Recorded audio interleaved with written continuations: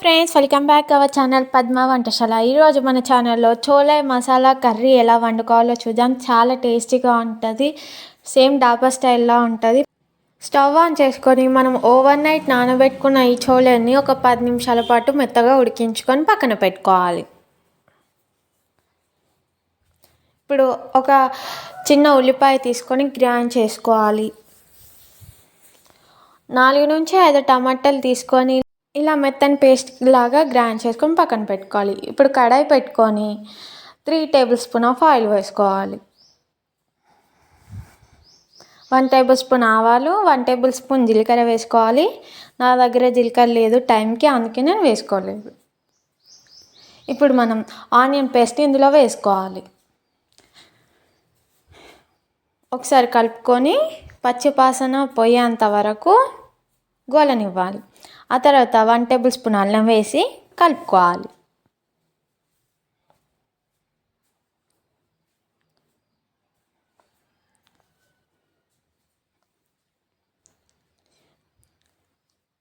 ఒక 1 మినిట్ పాటు గోలనిచ్చిన తర్వాత 1 టేబుల్ స్పూన్ పసుపు వేసుకోవాలి. దీన్ని వేసుకొని బాగా కలుపుకోవాలి.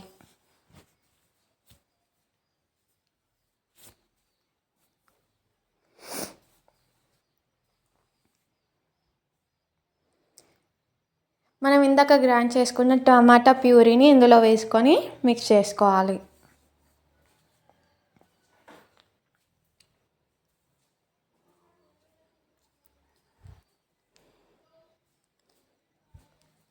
మూత పెట్టుకొని 5 నిమిషాల పాటు మగ్గనివ్వాలి. ఇలా మగ్గిన తర్వాత ఒకసారి మంచిగా కలుపుకోవాలి.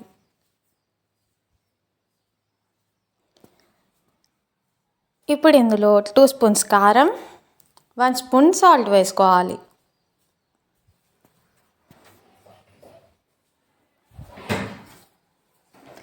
ఒకసారి బాగా కలుపుకోవాలి. ఇది ఇలా కలుపుకున్న తర్వాత 2 టేబుల్ స్పూన్ ధనియాల పౌడర్ వేసుకోవాలి. 1/2 టేబుల్ స్పూన్ గరం మసాలా వేసుకొని కలుపుకోవాలి.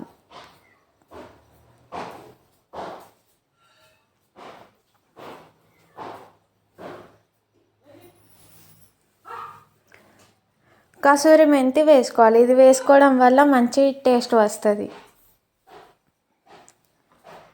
ఇప్పుడు మూత పెట్టుకొని ఈ కారం మొత్తం మంచిగా మగ్గే వరకు ఉడకబెట్టుకోవాలి.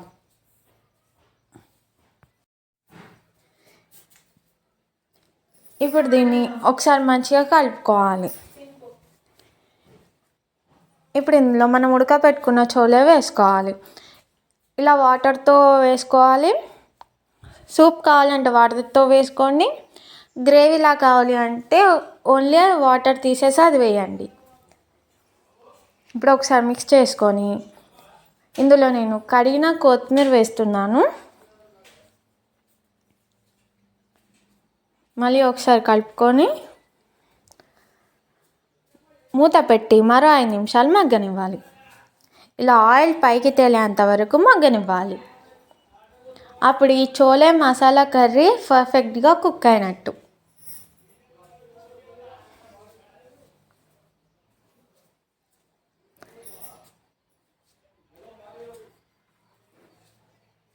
మళ్ళీ ఒకసారి మూత పెట్టుకొని ఇంకొక 5 నిమిషాల పాటు ఉడకబెట్టుకున్నాను.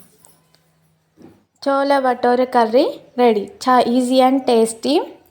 Please do like, share, comment and subscribe our channel. పక్కన ఉన్న బెల్ ఐకాన్ని క్లిక్ చేయండి.